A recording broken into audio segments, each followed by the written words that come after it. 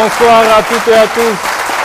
Très heureux de vous retrouver sur ce plateau du Grand Rendez-vous après quelques mois de pause pour cette troisième saison du Grand Rendez-vous avec mes nouveaux chroniqueurs Nina Pendafei. Nina, bonjour. Bonjour Alun. Ça va? Très heureux de vous avoir sur ce plateau. Le plaisir est partagé. Heureuse de retrouver toute l'équipe du Grand Rendez-vous. Et j'espère que ce sera une aventure aussi belle que celles qui ont été vécues.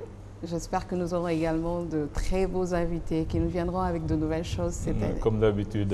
Et Kémy Seba, que nous retrouvons aussi avec plaisir. Kémy. Bonjour à vous, Alioune Ndiaye. Bonjour à tous les téléspectateurs. Plaisir, bonheur et honneur. Et salutations panafricaines pour toutes les personnes qui regardent cette émission et qui, je l'espère, la regarderont encore plus cette année. Nous sommes très heureux aussi de vous retrouver, vous chers téléspectateurs qui nous regardez à travers l'Afrique, à travers le monde entier. Nous sommes aussi heureux de retrouver nos invités, comme chaque saison, nos invités de qualité. Nous allons commencer cette saison avec une fille du chanteur Ouza Diallo. Sous la houlette de celui-ci, qu'elle fit ses premiers pas dans la musique. Après des études en ethnomusicologie à Paris, c'est son premier album Madou qu'il a révélé au public. Elle vient de mettre sur le marché son deuxième album Limodone. Nous avons le plaisir de recevoir la talentueuse auteure, compositrice, interprète Adiouza.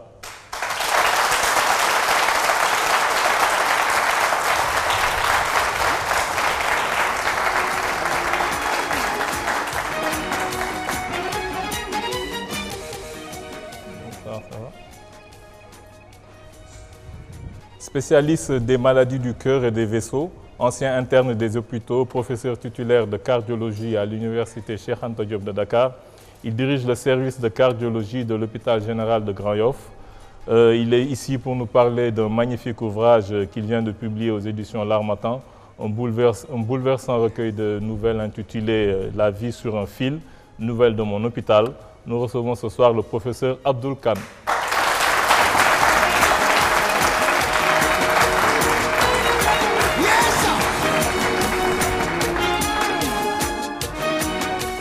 Homme d'affaires prospère, homme politique spécialiste du Moyen-Orient, il a eu à côtoyer et à conseiller des chefs d'État du Sénégal mais aussi du monde.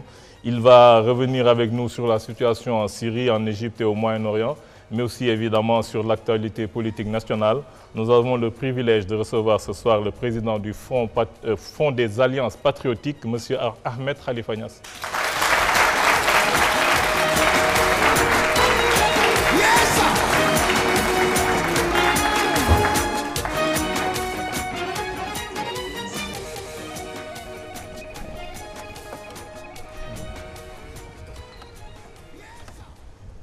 Bonsoir tout le monde, bonsoir M. Niasse. Bonsoir, excusez-moi. Nous, avant d'aborder tout à l'heure peut-être les thèmes qui ont trait au Moyen-Orient, à la situation en Syrie et un peu en Égypte, nous ne pouvons pas ne pas parler de la situation actuelle du pays. Nous démarrons cette nouvelle saison avec une pénurie d'eau, des délestages au niveau de la distribution en électricité. Comment vous vivez un peu cette situation? Comment vous l'appréhendez? Disons que, à partir d'un certain côté, c'est une continuation de la colonisation. C'est-à-dire? Sous sa forme acufère, et même relationnellement avec le Moyen-Orient, parce que la prochaine guerre sera une guerre de l'eau. Aujourd'hui, le Sénégal et la Mauritanie partagent un fleuve dont les eaux naissent en Guinée, au Fouta Djallon, et ils passent par le Mali. Il suffit de créer une guerre, la guerre des barrages. Elle existe déjà en Éthiopie pour le Soudan et l'Égypte. Elle existe sur le Tigre et l'Euphrate, parce que vous avez on a déjà des problèmes avec les barrages de Diama et de Manantali. Oui, tout à fait. C'est-à-dire que l'esclavagisme demeure, les méthodes changent, mais nous n'en sommes pas conscients. Aujourd'hui, les problèmes qui se posent, d'abord, on est allé chercher très loin quelque chose qui est tout près. Le tuyau de départ, on aurait pu tout de suite couler avec du PVC, un tuyau de même gabarit, certainement plus épais, pour recevoir les dizaines de milliers de kilobars. Mais ça prendrait un peu de temps peut-être. Non. Pour pouvoir confectionner. Non, vous avez besoin de quelques heures seulement pour couler du PVC. Vous savez, le PVC, tout le monde sait ce que c'est. Donc ça existe même sous forme de comprimé, vous les mettez. C'est qu'on nous interdit les choses simples qui vont tout court, parce que ça n'arrange pas les autres. Vous savez, une technologie, quelquefois, c'est quelque chose de banal. Mais il faut qu'on arrive à vous faire douter de vous-même pour pouvoir vous vendre... Ça dit, vous êtes en train de simplifier un problème qui... Je simplifie un problème parce qu'il est tout simple. Un tuyau est un tuyau, quel que soit l'eau ne connaît pas le galva plutôt que l'aluminium, plutôt que le matériau. L'eau connaît son passage. Là où elle passe, ça peut être simplement un tuyau en PVC. Vous direz que le PVC ne peut pas tenir longtemps, très bien, mais il aurait pu dépanner pendant des mois et puis on a le temps de travailler le reste. Mais il y a maintenant une question de gros sous, tout le monde le sait, parce que c'est par là aussi que les Français, dont la sort, passent pour corrompre les politiques. Tous nos politiques sont corrompus, tout le monde le sait. Et ça passe par là. Vous faites partie des hommes politiques? Oui, bien sûr, mais pas de la corruption. Vous mettez en dehors de la corruption? Ah, oui, bien sûr, parce que c'est une question de décision de début, de principe, de religion. Je suis quand même tidjane. Un tidjane ne peut pas voler. Il ne peut pas être tidjane et voler, en tout cas. Mais je veux dire que tout le monde peut en dire la même chose. Les mourides ne volent pas, les khadis ne volent pas. Bien sûr, les mourides et les tidjanes n'ont pas de différence sur le précepte. Mouride, tidjane, khadir, c'est que quand vous prenez une tariqa et que vous prenez un chemin de droiture, ce chemin de droiture, il vous interdit tout ce qui ne va pas avec la charia islamique. Mais pour revenir à ça, nous avons 4 problèmes. Le premier, il y a un problème d'équité.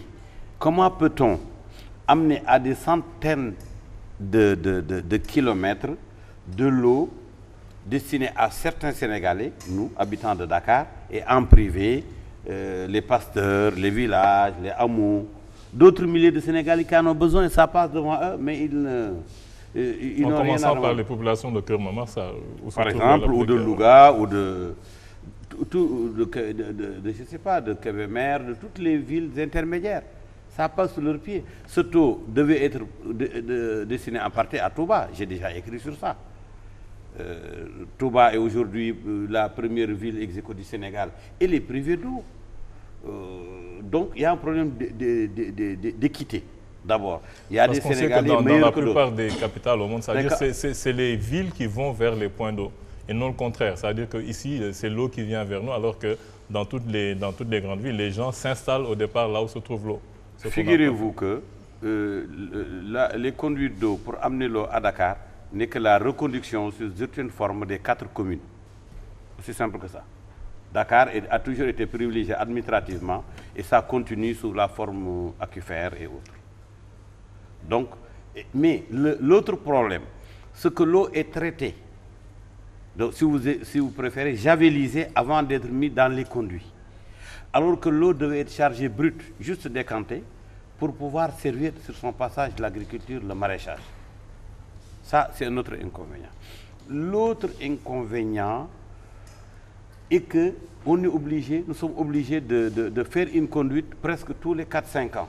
Bon, du temps de 5 ans, il y avait une conduite, et on a fait 2, 3, 4, maintenant on est à 5, on va aller à 7, 8, et après c'est que il y aura peut-être, il faudra une largeur de 2 ou 3 km pour contenir les 10 ou 15 conduits qu'il faudra. Donc il y a un problème. On avait conçu quelque chose du temps de Senghor qui devait fonctionner 40-50 ans, maintenant il faut autre chose. Il faut donc d'une part désaliniser, et même sur l'énergie, travailler sur l'énergie atomique sérieusement et sur les énergies renouvelables. Parce que le gasoil, ça peut pas, le mazout, ça ne peut pas régler les problèmes. Parce que les Sénégalais, on va devenir bientôt 20 millions, 25, 30, 40, 50. Quelle solution pour les Sénégalais de demain? Ça doit commencer aujourd'hui. Les Senghor ont trouvé une solution qui a duré 40 ans, elle a atteint ses limites. Il faut qu'on soit beaucoup plus imaginatif et inventif. Et ça nous manque. Nous avons un président qui est formidable, dont la sincérité ne pose aucun problème.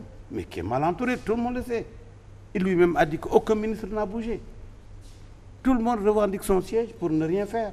Mais c'est ça le problème du Sénégal. Mais actuellement, vous qui êtes un président de parti politique, je vous ai entendu plusieurs fois parler un peu du développement du Sénégal, du développement en général. Oui. C'est-à-dire que vous avez une théorie qui dit que le développement, on peut le faire à la carte, qui ne poserait aucun problème au Sénégal de se développer dès qu'il le voudrait, en quelque sorte. Mais absolument. J'ai posé une question très simple. J'ai dit il y a deux manières de construire 1000 maisons. L'une est d'en construire une tous les ans. L'autre est de les construire en même temps en un an. Et je crois que c'est la deuxième. Les moyens. Oui, justement. Mais justement, vous savez, les moyens, ce n'est pas si diable que ça. Aujourd'hui, vous arrivez aux États-Unis, on vous donne les clés d'une maison neuve, d'une voiture neuve, des meubles neufs, et on prend une partie de votre salaire. Et vous avez tout de suite. Au Sénégal, on vous dit non. Vous devez d'abord commencer par acheter un sac de ciment, faire quelques briques, et ensuite 2 ou 3 sacs, 5 sacs. Quand vous voulez dire que l'argent est disponible? Comment? Vous voulez dire que l'argent est disponible sur le plan international? Oui, parce que l'argent se vend. L'argent est banalisé, il est devenu une marchandise. Nous sommes en pleine économie keynésienne. L'économie keynésienne, vous le savez, elle est symbolisée par quoi? Vous faites un trou, faire aux gens des trous le matin et vous les enterrez le soir. Alors, ce n'est pas difficile. Nous pouvons mettre tout le Sénégal en chantier, nous aurons le plein emploi et nous pourrons construire et nos écoles et nos hôpitaux et tout ce qu'il nous faut, nos aéroports, tout, en 3, 4, 5 ans. Il n'y a pas un pays qui s'est développé en moins de 5 ans, y compris l'Europe, la France, l'Allemagne, l'Angleterre, l'Espagne, l'Italie. Tous ces pays-là étaient devenus ruines. Au bout de 5 ans, avec le plan Marshall, ils sont redevenus exportateurs, ils ont vendu à leurs bienfaiteurs. Aujourd'hui, avec 5 ans de développement, 50 ans de sous-développement, on nous ramène dans du sous-développement en Wolof. On nous y côté, c'est que voie de développement. Mais ça n'existe pas. Il faut dire développement tout court. La voie, il faut l'enlever, il n'y a pas de voie. Vous prenez le pied, vous le mettez dedans. Mais vous n'allez pas faire une voie kilométrique ou je ne sais pas quoi. Mais si c'était aussi simple, c'est aussi simple, mais nous avons des interdits. Il y a des tabous du développement. Je crois que les gens doivent écrire dessus. Vous ne pouvez pas faire ce que vous voulez. Savez-vous ce que le président est en train de faire pour la santé pour tous? Mais ça constitue aussi des menaces pour lui. Certains pensent que le problème de l'eau a été créé artificiellement, que le tuyau a été saboté. Il a été saboté pour créer des difficultés. Je pense qu'il y a des enquêtes en cours. Oui, il y a des enquêtes en cours, mais ce tuyau n'a jamais explosé en 50 ans. Pourquoi il a explosé subitement? Parce que Macky Sall est là. Il faut réfléchir de ce côté-là. Peut-être parce qu'il dérange quelque part, je n'en sais rien. Mais parce que il ne m'appartient pas de le défendre ou pas. C'est un tuyau qui devait durer 30 ans et qu'en 9 ans, il a été réparé 5 fois. Oui, d'accord, mais toutes les choses... Donc il faut avoir des... Nos cars rapides devaient durer 7 ans, ils ont duré 70 ans. Ils sont là, on les prend encore. Mais justement, c'est que le problème, c'est peut-être que le tuyau a été mal fait. Il faut voir des raisons tout à fait terre-à-terre, des raisons basiques pour le devoir du mystique dedans. J'ai dit le tuyau a été saboté. Peut-être que le duo Macky-Mimi, ça n'enchante pas tout le monde. Peut-être. Parce que, vous savez, la logique a horreur des hasards. Le hasard, c'est quelque chose qui a sa place dans un modèle mathématique. Dans ce cas précis, ce n'est pas une question de hasard. C'est un tuyau qui a été réparé 5 fois en 9 ans. Et c'est un tuyau qui était prévu pour durer 30 ans. Donc il y a un problème. Mais quand on dit qu'il a une durée de vie de 30 ans, ce n'est pas 30 ans au 31 décembre de la 30e année. Ce n'est pas comme ça. Évidemment. Mais voilà, exactement. C'est-à-dire le moment où le tuyau a cassé est un moment louche. Moi, en tant que politique, je voudrais plus dire ce n'est pas innocent, les Français ne sont pas innocents, ils veulent toujours nous coloniser, ils veulent toujours sucer notre sang, plutôt que de dire oui, écoutez, c'est comme le disent certains, Macky est compétent. Mais ça, c'est très simple. Mais vous savez, personne ne peut prévoir à quel moyen un tuyau pète. On ne peut pas. Aucun modèle mathématique ne peut gérer cette probabilité. Parce que le bon tuyau ou le mauvais, quel que soit le matériau, il peut exploser. Ça, c'est inhérent au tuyau lui-même. Avant d'en venir tout à l'heure un peu à l'actualité internationale, je vais laisser un peu la parole à mes camarades, en commençant par Nina. Bonsoir, Monsieur Niasse. Bonsoir. Je suis très impressionnée de vous entendre développer toutes ces choses et de savoir également que j'ai l'impression que vous êtes en train de faire du charme au gouvernement actuel et au pouvoir actuel. Parce que ce que vous dites sur le président Macky Sall et sur ce gouvernement et sur le couple Macky-Mimi, est-ce que vous espérez qu'ils vont faire de bons résultats? Parce que la majorité des Sénégalais vous diront que ce couple ne nous donne pas du tout l'impression de faire quelque chose qui va être du bon.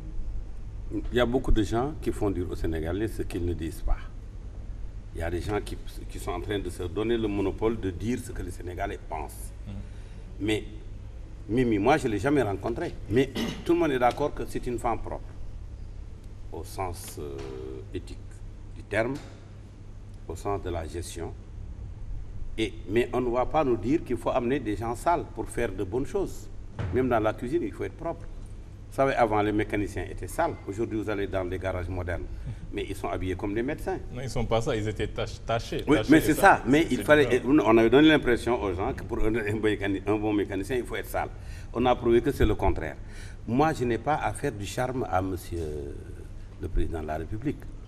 Mais lorsque la bombe atomique est tombée sur Hiroshima, mais si les Japonais étaient des Sénégalais, ils allaient dire que c'est le roi ou son premier ministre qui a donné une mauvaise impression aux Japonais, aux Américains pour qu'ils bombardent les Japonais.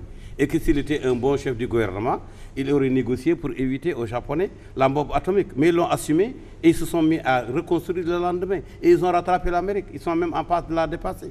Moi, je ne voudrais pas que, quand il y a un problème, on dit c'est le président et puis c'est tout. Non.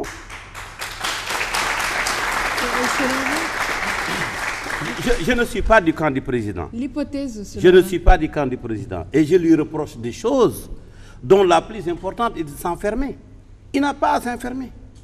Il doit recevoir les gens parce que la moitié des Sénégalais lui donnent les bonnes informations et l'autre moitié lui donne de petites solutions qui, prises ensemble, constituent la solution. Vous estimez qu'il s'enferme, qu'il n'est pas ouvert aux Sénégalais? Non, ça tout le monde le sait. Les audiences du président, c'était la première page des journaux avant. Les présidents de Senghor à maintenant, la moyenne, non, mais il faut une rupture, la moyenne journalière, c'est 300 personnes par jour. Contre maintenant 0,3 peut-être. Vous voyez tout le chantier qu'il y a au Sénégal, que le président passe tout son temps à recevoir du monde au lieu de s'occuper de ce qui se passe actuellement, que tous les Sénégalais vivent. C'est une pénurie d'eau. Recevoir du monde, même le chirurgien qui opère, mais il reçoit aussi. Il faut recevoir les gens et les écouter. Il est élu pour recevoir les gens. Très bien. Alors, l'autre chose, je vous disais tantôt que j'étais impressionnée de vous entendre parler de géopolitique, parler de ce qui se passe dans notre pays, mais on vous a entendu pendant toute une période parler de votre vie privée, ce qui n'était pas habituel, une chose habituelle que nous avions l'habitude d'entendre de vous. Est-ce que vous estimez que c'était une chose à mettre sur la place publique, que tous les Sénégalais pensaient moi, je suis musulman. Parler de Madame, votre moi vie je suis privée. musulman. Mon modèle, il s'appelle prophète Mohammed. Le prophète Mohammed, dans sa vie, il y a eu deux cas connus, celui de Aïcha et celui de Maria. Et donc, moi, je ne peux pas être meilleur que le prophète. Si les gens pensent que la qualité, c'est de cacher ses turpitudes, moi, je n'en suis pas. Je suis un homme comme tout le monde. Ce qui arrive à tout le monde m'arrive. Ça n'arrive pas qu'à Guédiawaye ou à Fass ou à Niaritali. Ça nous arrive aussi. Je suis d'accord avec vous que ça vous arrive, mais moi je m'interroge et je suis émue de voir que vous mettez ça sur la place publique. C'est ce qui me dérange. Et j'estime également que... Parce que ça s'est présenté sur la place publique. Les Wolofs disent que Marseille a tagué sa bopp. Et qui a fait cette pub dont vous parlez, vous ou votre ex-épouse? Non, mais vous n'avez qu'à lire les journaux, vous verrez la chronologie. Je ne suis pas là pour tirer la couverture de mon côté. Alors, vous êtes leader de parti politique. Vous êtes un... Vous croyez que les chefs d'État... Vous savez, je vais vous dire un secret. Vous savez, en moyenne, Abdou Diouf, il y avait toujours une scène de ménage chez lui en moyenne une fois par mois. Oui, mais on n'en a jamais entendu parler. Mais voilà. On n'en a jamais entendu parler, on n'a jamais vu dans les journaux, on n'a jamais vu dire voilà ce qui s'est passé avec Elisabeth et moi. C'est un modèle de discrétion en tout cas. Voilà, un grand modèle de discrétion. Le prophète Mohammed, c'est notre modèle, c'est pas le modèle de Paris ou de Besançon.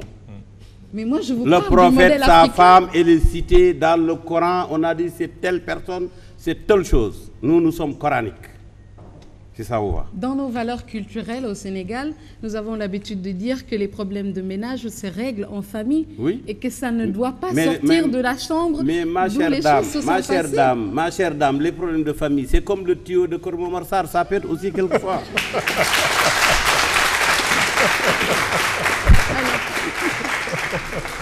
Je suis d'accord avec vous que ça pète des fois. Il arrive que ça pète. Est-ce que vous avez refusé de laisser votre ex-épouse avoir la garde des enfants alors que le juge en a décidé autrement? C'est ça, je ne veux pas répondre parce que nous sommes sur un plateau de télévision. On ne doit pas parler de l'autre quand il n'est pas là. Ce ne serait pas juste vis-à-vis d'elle.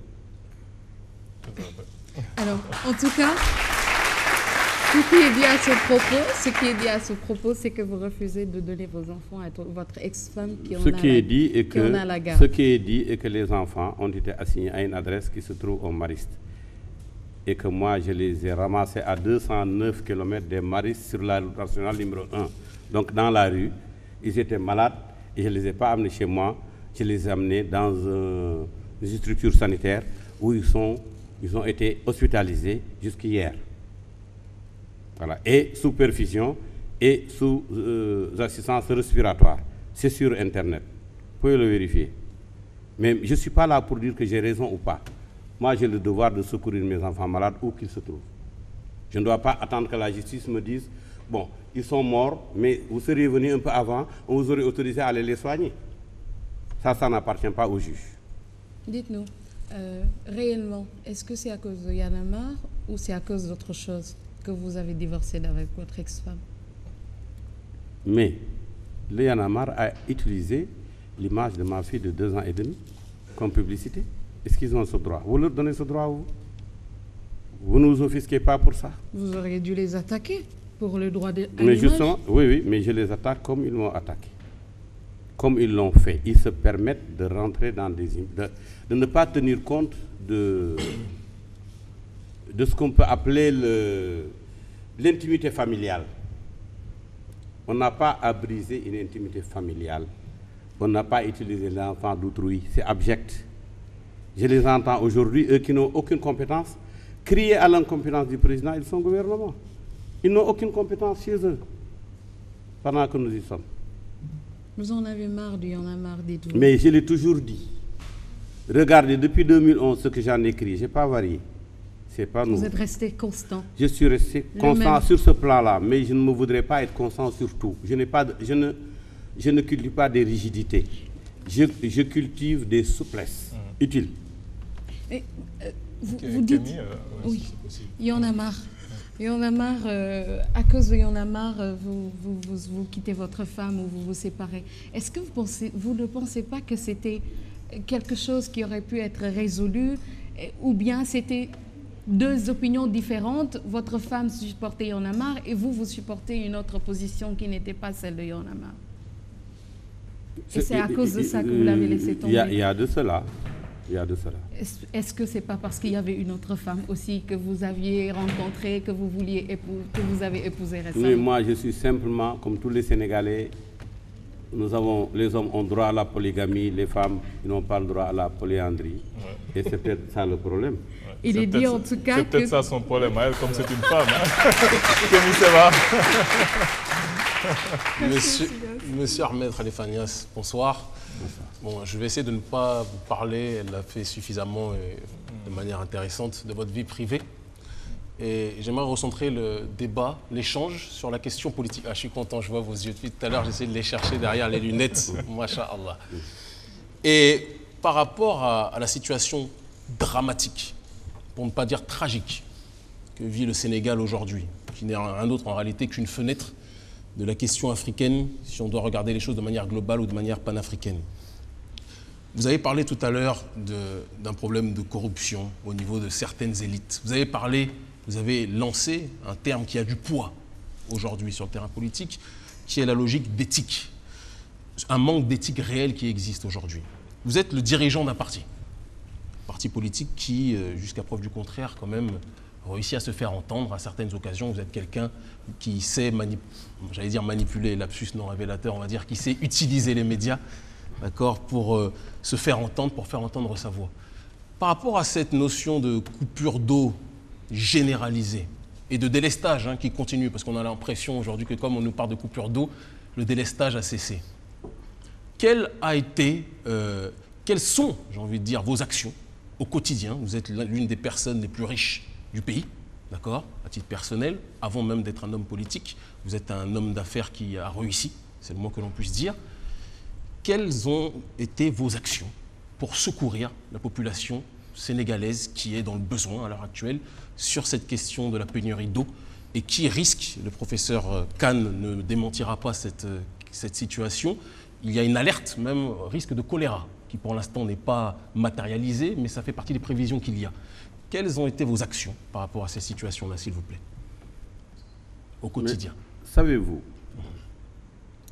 même votre manière de poser les questions, elle ne fait que obscurcir l'horizon des Sénégalais. Vous êtes sûr? Pour comprendre. D'accord, vous allez m'expliquer. Parce qu'avant d'être richissime, moi j'ai été orphelin de père à l'âge de 12 ans. Et il m'arrivait de rester 3 jours sans manger.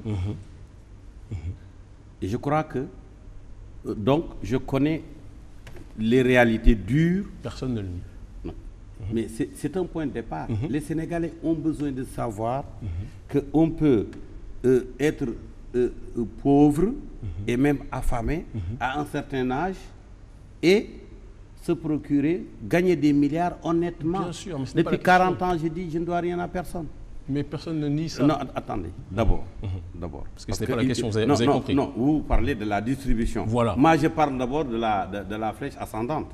C'est votre choix. Très bien. Il n'y a pas de problème. À partir de ce moment-là, moi, je distribue en permanence, au quotidien, Voilà, tous les jours. C'est la simple question. Non, tous les jours que je fais, il y a des plats cuits et non cuits qui sont distribués à mon nom un peu partout au Sénégal. D'accord. Dans les quartiers aujourd'hui, où il y a vous seriez venu chez moi, j'habite Fass. Moi, j'habite un quartier populaire. J'habite ni Fann Résidence, ni les Almadies. J'habite Fass. Je n'ai pas laissé mon quartier. Donc, vous seriez venu aujourd'hui, vous descendez, vous avez une grande salle où, avant la prière, on met des repas et après, on prie. Et il y a quelquefois aussi des soins qu'on produit. Les gens même peuvent venir dormir ou s'installer pendant qu'il pleut. Donc, chez moi, j'aménage quelque chose pour les autres. J'ai mis depuis l'année dernière 1 milliard pour les sinistrés. Ça ne s'est pas épuisé, loin de là. Mais à chaque fois qu'il y a une action, on sort de cet argent-là et on fait quelque chose. Mais ça, c'est le niveau individuel. Voilà. Moi, je ne parle pas du niveau individuel. Moi, je dis, les Sénégalais peuvent tous avoir leur maison, leur voiture, leur goudron. Et ça peut se faire tout de suite en 305 ans. Moi, je dis, je défie l'Assemblée nationale. Je défie le Conseil économique et social. Je défie le gouvernement de m'inviter, de me permettre d'exposer ce qui peut permettre aux Sénégalais de se développer, d'être comme les Français et les Suisses avant 5 ans. Et je l'expose à l'appui. Monsieur Khalifa Niasse, je ne cherche pas à les gouverner. Je cherche simplement à dire, voici la voie, je l'ai essayé, je vous la montre. On entend. A plus B. Vous avez été quand même au sein des autorités. J'entends votre réflexion. Et d'ailleurs, la question était très simple. Même, ce n'était pas nécessaire forcément d'aller jusqu'à la justification de votre richesse. Ce n'était absolument pas la question. La question, je justifie, c'est toujours bon. C'est comme vous voulez, si vous avez quelque chose à justifier. Quand on n'a pas volé, on peut toujours. En tout cas, personne ne vous a traité de toujours à l'aise. Personne ne vous a traité de voleur. Non, je sais, mais j'ai dit c'est toujours bon de le faire pour essayer de faire des émules. Mais je n'en fais pas encore. Mais le plus important aujourd'hui, c'est de se poser les questions de fond. Vous parlez de solutions miracles. Quasiment, on peut appeler ça comme ça, pour que le Sénégal redevienne quelque part quasiment là. Pourquoi pas même la capitale des futurs États-Unis d'Afrique, un moteur sur le terrain de la richesse économique, etc. Mais la question qu'on peut se poser légitimement, c'est que vous avez déjà été au sein des autorités sénégalaises. Vous avez déjà été l'un des conseillers. Vous avez même été, si je ne m'abuse, je suis arrivé il n'y a pas longtemps en Afrique. J'ai fait mon Back to Africa il y a peu de temps. Donc j'ai fait beaucoup de recherches sur vous récemment, personnage très médiatique, personnage qui donne à l'Afrique, qui donne aux siens. Mais j'ai constaté que vous avez été dans différents gouvernements. Vous avez été dans un camp, dans un autre. Vous avez même été, si je ne m'abuse, vous me dites si je me trompe, ministre d'État chargé de la construction d'une nouvelle capitale. Alors, est-ce que vous comprenez, monsieur Ahmed Khalifa Niasse, que une personne lambda qui vous découvre, par exemple, ou qui vous écoute pour la première fois, lorsqu'il vous entend prononcer justement ces propositions, quasiment miracles, on ne dit pas qu'elles sont impossibles, mais on dit que la manière dont elles sont énoncées, elles peuvent apparaître comme miraculeuses. Il est en droit de se demander quels sont vos résultats au stade où vous étiez justement, par exemple, ministre d'État chargé de la construction d'une ville nouvelle, etc. Personne ne nie, ce n'est pas le problème d'être riche en Afrique. On a envie que tout le monde le soit le plus possible. Il n'y a pas de souci dessus.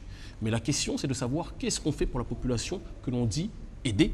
Quel est le bilan avant de lancer, j'ai envie de dire, quelque part des attaques, entre guillemets, vis-à-vis de certaines personnes dans l'entourage du président. La question n'est pas de savoir si on partage ou pas votre avis, mais simplement de remettre les choses en place. Quelles sont vos actions? Quel a été votre bilan, par exemple, sur la construction de cette nouvelle capitale? Où est-ce que ça en est? Vous avez été à ce poste de 2007 à 2009, si je ne m'abuse. Et c'est une question que je précise bien, ce n'est pas une attaque. Il faut bien qu'on soit clair. On est dans le cadre de l'échange et du débat d'idées. C'est que comme ça qu'on pourra, je pense, avancer. Mais il serait intéressant quand même qu'on puisse avoir des réponses parce qu'on est dans une situation tragique et vous pouvez comprendre que ça peut paraître limite frustrant d'entendre un individu politique venir et dire il suffit de faire ça, ça, ça, ça pour qu'on s'en sorte. Si c'était aussi simple que ça, même si vous avez peut-être une intelligence supérieure, mais d'autres personnes auraient peut-être songé à la faire. Je pense que vous n'en disconviendrez pas. Donc quel est votre bilan par rapport à la construction de cette nouvelle capitale, si ce n'est pas indiscret? Je suis sans bilan. Vous êtes sans bilan. Oui. Sans bilan CENT ou vous n'avez aucun bilan? Voilà. La dernière chose. C'était une boutade. Je suis la dernière chose. D'accord. Pour une simple raison. On m'a nommé, on ne m'a jamais donné ni secrétaire, ni budget, ni conseiller, ni cabinet, ni véhicule. Un homme merveilleux comme vous. Non, mais je vous le dis, je l'ai répété. Vous savez, une fois, je l'ai respecté au visage de l'inspection générale d'État. Ils ont dit il y a des milliards sur le guide de la nouvelle carte. J'ai dit c'est un mensonge et je continue de le dire. Personne ne m'a démenti 2 ans après. Personne ne vous a donné non, je voudrais dire qu'on m'a donné une coquille vide. Qu'est-ce qu'on peut faire à partir d'une coquille vide? Je veux revenir vous dire, j'ai côtoyé les gens qui ont le pouvoir de décider. Mais dites-moi si vous avez une fille ou une nièce qui a eu le malheur de se marier avec un homme, excusez-moi du terme, impuissant. Alors, on va vous recommander de lui acheter du Viagra? C'est ça la solution? Je n'ai pas trop compris la parabole, mais vous êtes peut-être spécialiste du fait, je ne connais pas. Nous sommes devant des personnes impuissantes au Sénégal.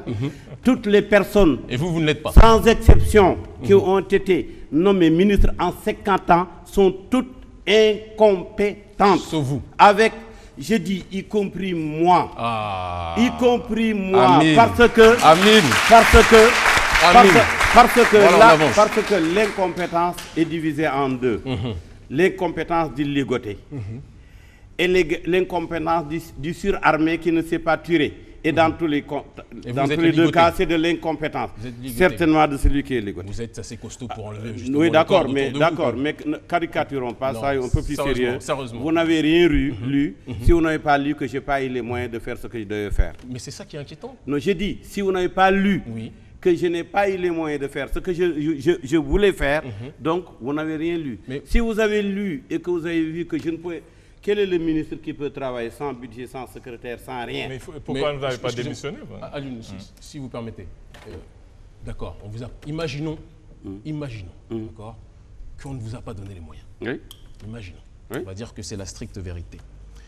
Mais si c'est le cas, vous aimez tellement votre pays, et je le sais que vous l'aimez, je pense que beaucoup de gens le savent, que comme certains ministres qui sont des dissidents face à l'impérialisme que vous fustigez souvent, et on est nombreux à apprécier en tout cas cette façon de faire, beaucoup de personnes mettent la main à la poche, j'ai envie de dire, de manière personnelle, pour pouvoir pallier parfois à des défaillances étatiques en tant que telles. Vous n'êtes pas quelqu'un, vous l'avez précisé tout à l'heure, et là encore, je précise pour ne pas que vous nous parliez du fait que vous avez été pauvre avant, que vous êtes riche avant, le problème n'est pas que vous soyez riche, mais vous êtes un homme suffisamment puissant et suffisamment indépendant pour ne pas se réfugier derrière l'excuse d'être ligoté parce que vous n'aviez pas de budget, alors que vous-même, juste que je termine, si vous permettez, vous-même, vous avez la possibilité, même si ça ne pourrait peut-être pas atteindre le niveau du budget qui a été proposé, mais vous auriez pu tout de même, je pense, et vous allez me dire si on se trompe, hein, peut-être mettre un peu plus la main à la poche pour réaliser un certain nombre de choses sur ce terrain-là. Vous avez la chance d'être un homme politique qui n'est pas que politique. Vous faites beaucoup d'autres choses autour. Pour certaines personnes que l'on côtoie, que l'on peut croiser dans la rue, vous êtes un espoir. Pourquoi ne pas aller au bout du raisonnement et toujours attendre?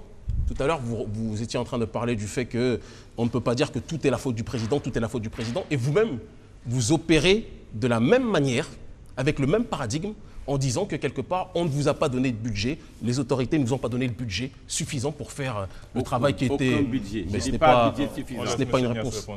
Non, il y a une nuance. Je n'ai pas dit suffisant. Ce mot suffisant, il est de vous. D'accord. Vous avez dit Ils ne aucun. m'ont pas donné de budget du tout. D'accord. Lorsque j'ai été nommé chef de la mission, j'étais aussi conseiller en relations internationales du président. Quand je suis venu voir le président Wade pour lui dire que rien n'a été mis en place pour me faire travailler sur la nouvelle capitale, il m'a dit continuez de faire ce que vous faites pour les relations internationales. J'ai négocié le dossier secret Palestine, Hamas, Fatah. J'ai ici amené le président Idriss Déby et le président soudanais à se donner la main alors que c'était la guerre. Vous savez, quand le président m'a envoyé pour faire la navette entre le Soudan et le Tchad, les membres de ma délégation ont fui de peur de mourir ou d'être blessés dans ces capitales qui étaient en guerre.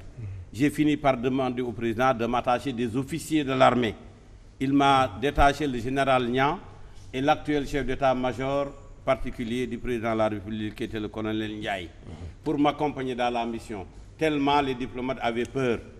Et j'ai réussi à les amener ici et à faire la paix entre ces deux pays. Beaucoup de gens mouraient. Je me suis occupé de ça. Et maintenant, moi je ne cherche pas à me valoriser plus qu'il ne faut.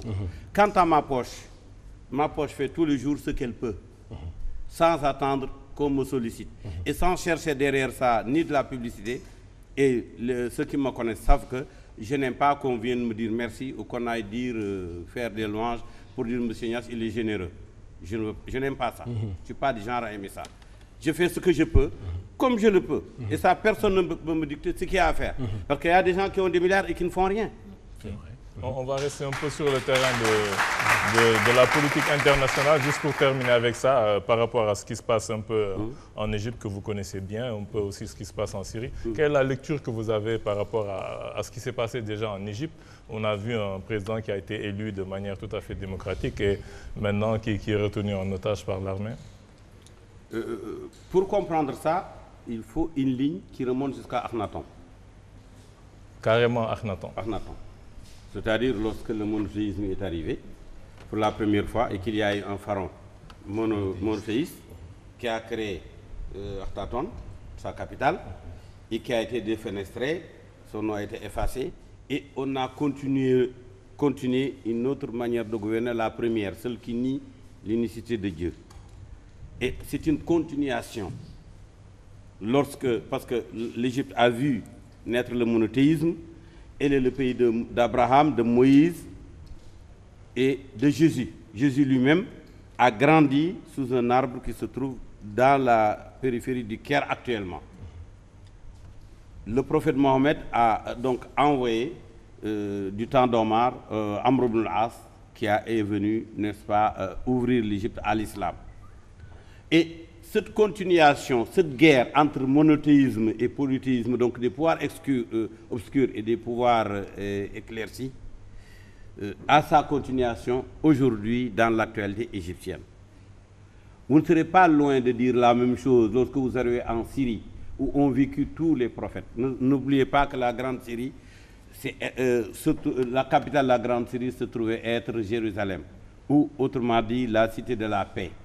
Seuls où ont vécu de grands prophètes. Abraham lui-même y a séjourné après y avoir quitté Our, sa ville natale sur les bords de l'Euphrate en Irak. C'est là que lui-même est parti avec l'une de ses épouses pour l'installer à la Mecque. Vous avez toute l'histoire spirituelle et religieuse de l'humanité qui est concentrée dans une zone. Et également des fleuves historiques qui s'appellent le Jourdain, qui s'appelle l'Euphrate, qui s'appelle le Tigre, qui s'appelle le Nil. Comment on peut faire le rapport avec qui s'appelle le Nil. C'est-à-dire que vous avez un fait qui se répète sans arrêt, sans arrêt, sans arrêt, sans arrêt, sans arrêt, à travers des milliers d'années. Ça, c'est une chose. Aujourd'hui, les Occidentaux viennent jouer leur partition. Vous savez que presque rien ne change dans le monde. Vous avez toujours deux empires, l'oriental et l'occidental. Du temps de nos prophètes, c'était la Perse contre la Rome antique ou l'empire byzanto-romain. Aujourd'hui, c'est la Chine qui est l'empire oriental. La Russie a été à un moment donné avec l'Union soviétique. L'empire de l'Occident, les Romains, c'est aujourd'hui l'Occident avec les États-Unis. Si vous regardez le Capitole, que vous regardez tous les édifices de l'État américain nouveau, vous voyez que ce ne sont que la répétition de l'architecture romaine. Et donc, à partir de ce moment-là, vous avez aussi des faits similaires. Ces faits similaires nous amènent aujourd'hui à des choses dont le principal se passe là-bas, mais qui se passe aussi également ici à Keur-Momar-Sarr. Demain, on peut avoir une guerre. Il a failli avoir une guerre sénégalo-mauritanienne pour l'eau. Parce qu'à un moment donné, le fleuve appartenait entièrement au Sénégal. C'est ce que vous dites là, c'est ce que certaines personnes appellent la théorie du complot. Voilà, vous avez une ville comme Kaïhédi, qui est une ville sénégalaise, qui aujourd'hui est mauritanienne. Vous avez la partie ouest de Saint-Louis, qui était mauritanienne, qui est devenue sénégalaise. C'est autant de mines qu'on a posées pour toujours pouvoir nous tenir. Vous avez ici, au Sénégal, une cinquantaine de Français qui tirent près de 45% de notre chiffre d'affaires dans le monde des affaires. Et ils sont relayés par des Libanais, qui sont quelquefois des Libanais français aussi. Et donc, il y a une part congrue qui est restée laissée au Baol, au Narouganar et aux autres. Mais ceci, lorsque cette chose existe, la France, l'ambassade de France, la diplomatie française, elle est là pour pérenniser cela. Les diplomates ne sont que les espions qui sont là pour les intérêts des Français. Mais nous, quelquefois, les gens de notre administration ne nous défendent pas. Je vous donne un exemple. J'ai été spolié en Guinée pour un investissement dont la valeur dépasse 30 milliards. Devant l'ambassade du Sénégal. L'ambassade du Sénégal n'a jamais écrit une ligne. Pour nous, ce sont les intérêts d'un Sénégalais. Les Français ne feront jamais ça. Si j'étais américain, personne ne me l'aurait fait. Et ça, c'est pour montrer qu'il y a des problèmes. On ne défend pas le citoyen, ni chez lui, ni ailleurs. Donc, il y a des problèmes réels. Et ça, vous savez que je ne jette pas de fleurs au président. Parce que sur ce plan-là, il n'a rien fait. Non seulement ça, mais l'État du Sénégal me doit 5 milliards. On n'a même pas daigné répondre à mon courrier, alors que c'est depuis 2008. Mais ils ont fait acte de payer les entreprises françaises quand ils vont en France. Qu'on leur file quelquefois 100 milliards, ils disent les entreprises françaises d'abord. Et ça corrobore ce que je vous ai dit pour l'eau, pour l'électricité, pour tout le reste. Si nous sommes prospères, ça inquiète les Français et les Européens. Parce que nous serons peut-être la Corée du Sud de l'Afrique. Les Français ne voudront jamais qu'on soit la Corée du Sud de l'Afrique. Juste avant de terminer, on va un peu donner la parole, avant de te passer la parole, Kenny, juste au professeur Kane et à Adiouza. Peut-être, professeur Kane, si vous avez quelque chose à ajouter par rapport à ça. Je vous remercie et je voudrais vraiment dire que je suis particulièrement honoré d'être convié à cette émission très jeune, mais émission majeure, hein, je le dis sans flatterie, parce que je pense réellement que beaucoup de Sénégalais disent beaucoup de bien de cette émission. Et je suis d'autant plus honoré que si je commence à être un peu vieux dans la médecine ou dans l'enseignement, je suis un tout jeune écrivain. Et d'être convié à cette grande émission est réellement pour moi un honneur. Et je voudrais vraiment vous remercier pour cela. Je voudrais justement, avant qu'on aborde la question spécifique de cet ouvrage, de La vie sur un fil, faire peut-être une petite jonction entre ce que Serigne Ahmad a dit et justement ce qui était la vision pour moi de l'écriture sur ce livre, c'est que si vous pensez que je parle d'un hôpital simplement, je pense qu'on ne m'a pas bien compris. Si on pense que je ne parle que d'un hôpital sénégalais, on ne m'a pas non plus bien compris. Je parle de façon plus générale de l'hôpital africain. Parce que je vous donne la parole juste pour intervenir par rapport à ce qu'a dit M. Ignace. Donc après, on passera à votre livre. J'y viens justement. Je suis en train justement de vouloir dire que j'ai voulu surtout dire, moi, que si on en est là, dans ce cas spécifique de l'hôpital, c'est que c'est d'abord un questionnement sur la société et sur la vision et l'éthique politique de nos pays. J'ai voulu dire simplement que si aujourd'hui, un demi-siècle après les indépendances, notamment pour un pays comme le Sénégal, qui avait une avance confortable par rapport à beaucoup de choses, on en est là aujourd'hui, avec un système d'éducation qui a fait la fierté de beaucoup de cadres, avec un système sanitaire qui était sur les mêmes standards internationaux et mondiaux, et qu'aujourd'hui, on soit aux besoins sociaux de base. L'électricité pose problème, l'eau pose problème, pour parler de cette actualité récente, et évidemment, l'éducation qui a été quelque chose de remarquable, notamment dans un pays comme le Sénégal, et qui aujourd'hui est devenu un vrai problème. Nous sommes très peu nombreux aujourd'hui à oser amener nos enfants dans l'école publique, pour peu que nous en ayons les moyens. J'ai voulu dire justement que la jonction que je voudrais faire, moi, c'est qu'il nous faut, nous tous, nous poser cette question-là. Un demi-siècle après les indépendances, nous en sommes là. Et ça veut dire qu'il nous faut beaucoup d'humilité. Il nous faut beaucoup plus d'engagement. Et il faut qu'on comprenne que nous nous sommes tous engagés parfois en disant « nous avons la solution », et c'est particulièrement le cas des élites politiques. Et pendant les grandes campagnes électorales où malheureusement on n'a pas toujours l'occasion de discuter, et d'ailleurs les politiques nous le disent, les campagnes électorales, ce n'est pas le moment parce qu'on s'occupe à faire des meetings et à faire de ce que mes amis, les communistes appelaient l'agitation. Et quand on est au pouvoir, on se rend compte qu'on n'a pas eu peut-être le bon état des lieux, qu'on n'a pas peut-être bien cerné les problèmes, qu'on n'a pas eu les grandes politiques d'évaluation de ce que nous avions fait depuis le début des indépendances. Et donc, on en est là aujourd'hui. Sur certains secteurs, malheureusement, on a des problèmes. Et moi, ce que j'ai voulu dire justement, c'est qu'il nous faut réellement, et le terme éthique, je crois que vous l'entendrez souvent de ma bouche tout au long de l'émission, il nous faut beaucoup plus d'éthique. C'est-à-dire, ne levons pas la main pour dire falainement, si vraiment on n'a pas fait une vision exhaustive de Dieu, mais ça je crois que c'est un vain mot parce que les gars ils ne pourront jamais s'empêcher de le faire, mais il faut aussi beaucoup plus d'humilité. Et je pense que si aujourd'hui, c'est ma conception des choses, ceux qui nous gouvernent et ceux qui prétendent nous gouverner, arriver simplement à dire, c'est vrai qu'un demi-siècle après les indépendances, des choses formidables se sont passées, mais il y a quand même beaucoup à faire, et que des pays qui étaient sur des standards moins bons que nous, en 60 ou 70, aujourd'hui sont des pays qui sont des exemples pour nous. Ça veut dire que quelque part, il y a un problème. Et ces pays-là, ce qui s'est passé dans ces pays-là, c'est qu'une génération ou deux, parce qu'aujourd'hui on peut prendre des raccourcis sur l'histoire, sur une génération ou deux, des pays, le Japon a été détruit après la guerre. Les pays asiatiques, c'était des pays qui étaient des sortes de conglomérats de choses complètement déchiquetées. Ces pays-là, aujourd'hui, sont sur des standards et les Sénégalais rêvent d'être ça. Ça veut dire que nous devons tous être beaucoup plus humbles. Nous devons tous avoir beaucoup plus d'engagement et de patriotisme. Et je suis convaincu que si nous avions deux bonnes générations réellement patriotiques et engagées qui laissent à cette jeunesse-là cette vision, je crois qu'on est parti. Si on ne le fait pas, un demi-siècle plus tard, il y aura des tuyaux qui auront pété. Adiouza, si vous avez un mot par rapport à ça.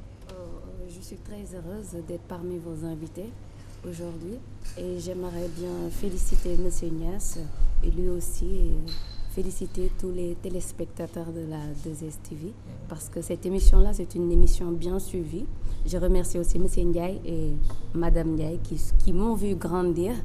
Donc, en quelque sorte, je les remercie parce que la 2S essaie toujours de mettre en place des émissions de haute qualité et instructives parce qu'on en a réellement besoin actuellement pour le développement, pour se développer et pour le développement du Sénégal.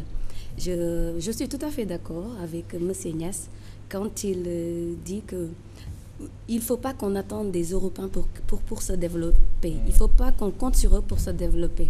Parce que le développement, c'est... Excusez-moi. Parce que le développement, c'est vraiment nous qui devons travailler, qui devons aller le chercher. Mais on ne va pas attendre les autres. Sinon, on ne va jamais s'en sortir. Parce que l'Afrique parle toujours au passé et au futur. Dans le présent, là, dans ce présent, qu'est-ce que nous, on fait? Qu'est-ce qu'on propose? Je pense qu'il est temps qu'on travaille, qu'on essaie d'aller de l'avant et que l'incompétence, qu'on essaie de vraiment travailler pour aller de l'avant. Tout à fait. Donc, Parce qu'on va terminer la première partie. Juste un petit mot, oui. Un petit mot très rapidement pour revenir à M. Ahmed Khalifa Niasse par rapport à son analyse vis-à-vis de la crise qu'il y a au Moyen-Orient qui en réalité descend à l'arc de crise comme en parlait Brzezinski, parce que c'est quelque chose dont on ne parle pas beaucoup mais qui est extrêmement important lorsqu'on parle de géopolitique. Il y a dans votre analyse forcément, tout panafricain qui entendra qu'on fustige l'oligarchie d'Occident qui essaie de nous spolier se sentira concerné par vos propos, comme c'est mon cas. Mais il n'en demeure pas moins qu'on constate qu'il y a des pays comme la Libye, que vous connaissez très bien, Muammar al-Kadhafi, le guide, vous l'avez très bien connu, le Mali, le Soudan, le Congo, Kenya, Côte d'Ivoire, Nigeria et la porte d'entrée de l'Afrique, l'Égypte. Tous ces pays ont connu une situation à différents degrés similaires. Je pense que vous en conviendrez avec moi. Et lorsqu'on étudie un petit peu sur le terrain géopolitique les choses, on se rend compte qu'il y a ce qu'on appelle le plan Yinon en 82, que vous connaissez là aussi, qui avait pour but de balkaniser des États qui, potentiellement parlant dans le monde arabe, autour d'Israël, pouvaient paraître hostiles et créer des micro-États contrôlés par la suite par l'entité sioniste. Et on se rend compte aujourd'hui, mais c'est quelque chose qui semble tabou, et c'est pour ça que je voudrais vous interroger dessus, que ce problème qui était concentré à prime abord au Moyen-Orient est descendu. Et justement, il y a eu une jonction entre l'arc de crise dont parlait Brzezinski et justement cette notion du plan Yinon qui a été créé en 82, une jonction de ces deux concepts et qui a permis, au final, parce qu'on doit dire les choses telles qu'elles sont, d'agrandir et de faciliter la pénétration de l'entité sioniste sur le continent africain. Comment expliquez-vous, Monsieur Ahmed Khalifa Niasse, que lorsque l'on parle des problèmes actuels que vit le continent africain, en termes de balkanisation réelle, dont vous parlez souvent dans vos discours publics, très peu de politiciens osent parler du fait que le vrai problème de tout ça, en grande partie du moins, c'est la volonté d'Israël d'établir son grand Israël, de l'élargir du Moyen-Orient jusqu'à une certaine partie du continent africain. D'avoir des bases, on le voit au Kenya aujourd'hui, où, comme par hasard, le Mossad était présent sur les lieux du prétendu attentat. On le voit à différents endroits au Mali, où Israël, là aussi, a les mains libres pour effectuer son travail. Et le nouveau gouvernement a tendu la main, chose qui n'était pas faisable à une certaine époque par les anciennes autorités.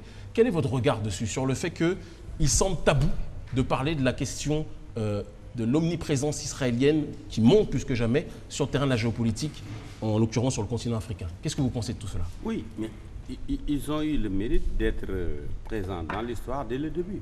Tout à l'heure, quand on a parlé de monothéisme, on a parlé de Moïse. On ne peut pas parler de peuple d'Israël sans parler d'Égypte. Donc, à partir du moment où ils étaient là au début, c'est tout à fait normal qu'ils soient là. Je sais que l'Occident leur réserve un seul rôle, celui de gardien du pétrole. Aujourd'hui, dans l'optique occidentale, Israël... Ce que quelqu'un appelait le flic du pétrole. Exactement. Il est là juste pour empêcher les Arabes de dire on ferme le robinet. Et comme il reste entre 35 et 50 ans de pétrole, il y a des écrivains israéliens qui ont écrit cela, qui ont dit Israël, c'est 35 ans d'espérance de vie restante. Il y en a qui vont jusqu'à 50 ans et pas plus. Vous pensez qu'après ça sera... Non, il y en a qui pensent là. Mais ce que l'on doit savoir aussi, c'est qu'aujourd'hui, l'Afrique devient l'Eldorado tout court. Bien sûr. Et donc, si, comme dans ma lecture précédente, la Perse était l'empire de l'Orient, ensuite l'Union soviétique, aujourd'hui c'est la Chine qui devient l'empire de l'Orient face à l'empire de l'Occident. Il y a aussi l'Iran. Et que cet empire, il est déjà au Soudan. Ça a été la cause principale de la partition de ce pays. Aujourd'hui, si François Hollande est venu à Tombouctou, ce n'est pas pour sauver les livres de Tombouctou, ce n'est pas pour la mémoire d'Ahmed Baba. C'est que quand vous êtes à Tombouctou, vous avez Areva à 2 pas avec l'uranium, vous avez le scandale géologique et minier que constitue la Guinée, vous avez le port de Dakar avec un chemin de fer qui y mène, c'est-à-dire que vous pouvez tout voler et exporter, et vous avez derrière vous le gaz algérien et Skikda, et qui ne connaît pas Skikda, la bombe atomique française, on l'avait d'abord testé où en Algérie. Donc ils sont en réalité à une sorte de rond-point. Mais personne, nous n'en sommes pas conscients. Dans les années 50, sur les boîtes de Nescafé, le nègre, il est symbolisé par quoi? Par le rire banania, un type qui a son chachia et qui rit plein les dents. Et nous continuons de rire plein les dents. Du chocolat. Oui, mais absolument. Nous continuons de rire plein les dents en nous disant ça n'existe pas. Ce qui nous intéresse, c'est de manger le shawarma le soir et de manger un peu de tchéboudienne à midi, et puis le monde il est beau. Donc ventre plein, nègre content. Nous y sommes encore. Donc on n'aura pas le temps de parler de tout. Voilà, c'était un plaisir de vous avoir sur ce plateau. Avant de terminer la première partie, on va faire une petite revue de presse avec Thioro pour terminer cette première partie. Thioro.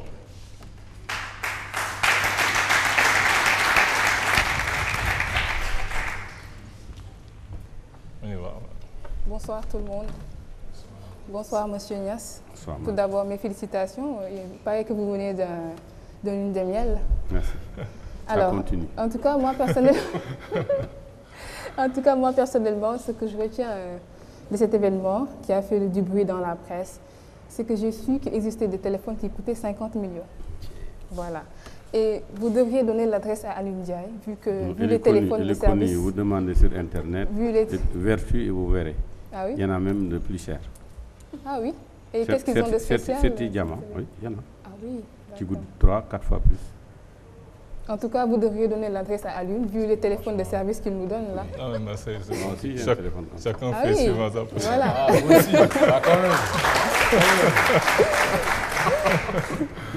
En fait, plus sérieusement, j'ai pu constater toujours dans la presse qu'il y avait 40 ans de différence entre vous et votre douce moitié. Est-ce que c'est vrai?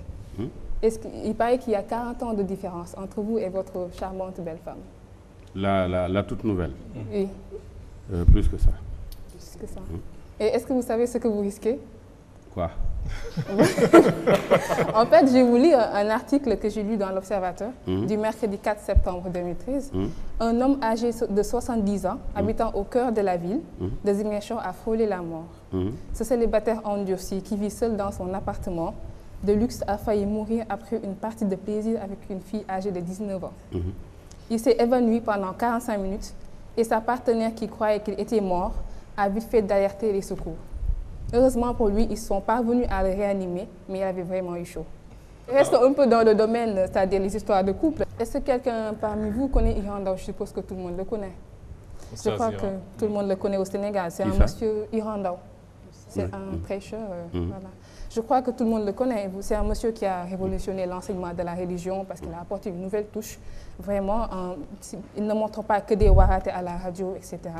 Si je parle ce soir de lui, c'est qu'il avait fait un buzz il y a quelque temps en abordant un sujet assez délicat. Même j'en dirai pas plus, je vous laisserai apprécier par vous-même. Donc ceci, c'est dès que c'est prêt. Est-ce que jekk na képp ku ne wax ji ñaaw na nag jëf ba ma tudd koo gën a ñaaw? Est-ce que kon génnekaay sobe góor jekk na ci gémmiñu jigéen? gannaaw nee na day zikar di tudd yonent bi di jàng alxuraan di wax laa ilaha illallah di wax astaghfirullah di sabbihi isma rabbikal aala. est-ce que gémmiñu mbay giy jàng loolu ndax jekk na ci jigéen? gémmiñu góor googu sa gémmiñ googuy tudd yàlla ndax génnekaay sobe mën na faa dugg? mu leer ndax awra góor mën naa dugg ci gémmiñu jigéen ndax mën naa nekk? te ngeen ne jullit nga di tudd turu yàlla sabbihi isma rabbika alxuraan la de, alxuraan la de. sellalal fa nga koy teg, sellalal soo koy wax, sellalal fa nga koy waxee, sellalal gémmiñ nga koy wax. moo tax sallallahu alayhi wa sallam da daan socc. magi lislaam yépp koo ci gis am na fu muy denc soccoom. balaa jàpp socc dana fa def lu mat 10 minutes 15 minutes di socc. su paree gallax ndeku doog a jàpp. parce que lu tax sabbihay isma rabbikal aala, turu yàlla wi nga bëgg a tudd gémmi nga ko war a tudd daa war a laab. question la nag question la nag. mooy ndax gémmiñ gi war a bàkk rasulilaay gémmiñ gi war a bàkk tur yàlla di zikar yaa latiifu yaa qahaaru yaa wahaabu yaa razaaxu yaa nangam ndax gémmiñ googu jekk na luy génne sobe di awra goo dugg ci gémmiñ ga est-ce que am na fa place est-ce que góor googu di jàng salaatul fatihi di jàng xasaayidi di jàng laa ilaha illallah di jàng astaghfirullah ndax Abdourahmane gémmiñu góor googu mbay jekk na làmmiñam tegee ci fu sobe di génne di awra jigéen laaj la képp ku ko ñaawlu rek yaa ñaaw ku ko ñaawlu jëf jee ko gën a ñaaw te jëf jaa ngi fi. Alors, je traduis un peu pour être solidaire pour ceux qui ne comprennent pas wolof.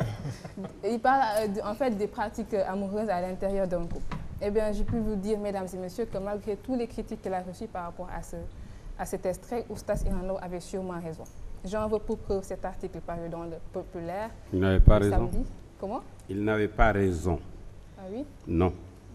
Il faut d'abord lire l'article, après on donne la parole à... Oui.